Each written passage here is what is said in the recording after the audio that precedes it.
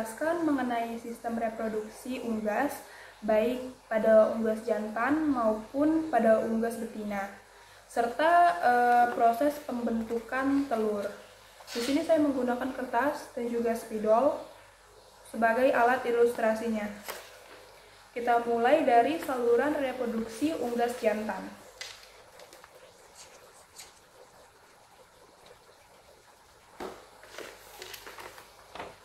Nah, yang pertama itu ada testis. Jadi testis pada unggas itu berjumlah sepasang dan terletak di dalam rongga tubuh dekat tulang belakang. Fungsi dari testis ini itu untuk memproduksi spermatozoa dan juga hormon testosteron. Testis unggas berbentuk oval dan berwarna kuning keputihan. Ukurannya itu dapat berubah-ubah sesuai pada musim kawin.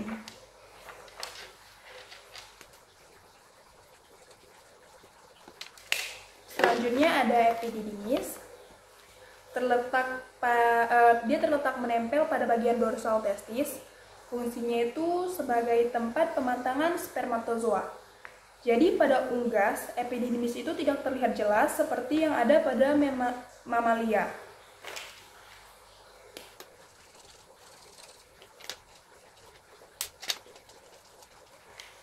Selanjutnya ada vas deferens yang menghubungkan epididymis ke kloaka. Fungsinya itu menyalurkan sperma dari epididymis ke kloaka. Pada unggas, vas deferens itu berbentuk liku-liku. Dan di akhir ada kloaka. Kloaka ini muara akhir saluran pencernaan, saluran urin, dan juga saluran reproduksi. Fungsinya itu sebagai tempat penyimpanan sementara sperma dan sebagai alat kopulasi. Pada bagian kloaka ini terdapat papila atau alat kopulasi pada unggas. Berbeda dengan mamalia, unggas itu nggak punya penis, kecuali pada beberapa seperti jenis itik. Jadi saat kawin, ayam jantan dan betina itu melakukan kontak kloaka yang biasa disebut cloacal kiss.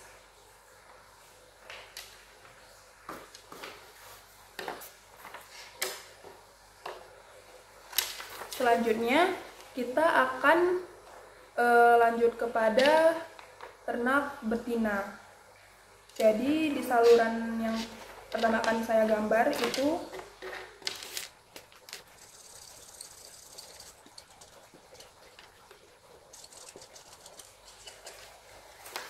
ovarium. Jadi umumnya hanya ovarium dan ovidukiri yang berkembang dan juga berfungsi. Fungsinya itu menghasilkan sel telur atau ovum dan hormon eks betina. Tampak seperti kumpulan folikel dengan berbagai ukuran. Folikel yang matang itulah yang akan menghasilkan ovulasi.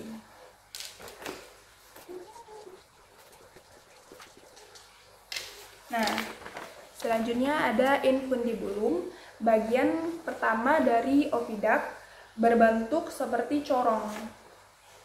Fungsinya itu untuk menangkap ovum yang dilepaskan ovarium. Jadi di sini terjadi fertilisasi jika ada sperma.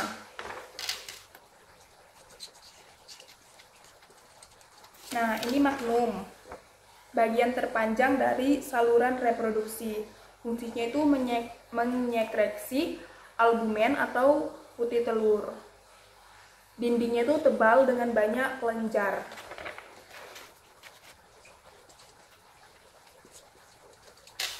Selanjutnya ada ismus, bagian yang lebih sempit dari saluran reproduksi. Jadi fungsinya itu untuk menyekreksi selaput telur atau membran kerabang. Dia itu membentuk dua lapisan membran kerabang.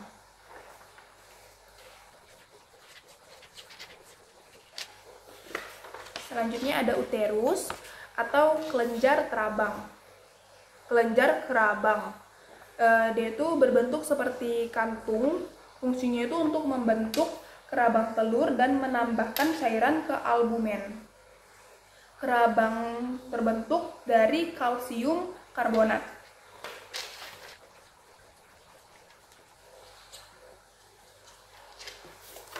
Selanjutnya ada vagina, bagian terpendek dari saluran reproduksi. Jadi fungsinya itu sebagai jalur keluarnya telur dan memiliki kelenjar penyimpan sperma terhubung dengan kloaka.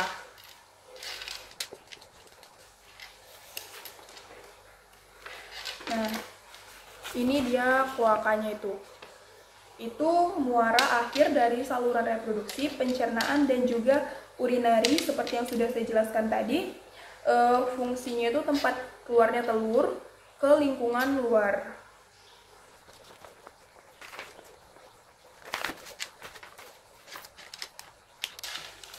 Jadi yang ketiga saya akan membahas mengenai proses pembentuknya telur. Proses pembentukan telur itu memerlukan waktu sekitar 24-26 jam dimulai dari ovulasi, yaitu adalah pelepasan ovum dari ovarium. Terus infundibulum ini sekitar 15-30 menit. Itu tempat terjadinya pembuahan kan. Terus di sini di magnum itu sekitar 3 jam, yaitu adalah penambahan albumin. Terus di ismus ini sekitar 1-2 jam itu pembentukan membran telur. Nah, di uterus ini sekitar 18-20 jam yaitu pembentukan terabang telur. Terus lanjut ke vagina, itu beberapa menit aja soalnya dia itu cuma penambahan kutikula dan pengeluaran melalui kloaka. Total waktu pembentukan dari telur itu dari ovulasi hingga oviposisi itu adalah sekitar 24-26 jam. Pada ayam petelur produktif, biasanya telur dihasilkan dengan interval sekitar 24-27 jam. Demikian penjelasan saya mengenai saluran reproduksi jantan dan juga betina, serta proses pembentukan telur pada unggas. Terima kasih atas perhatiannya. Mohon maaf apabila terdapat kekurangan. Wabillahi taufiq wal hidayah. Wassalamualaikum warahmatullahi wabarakatuh.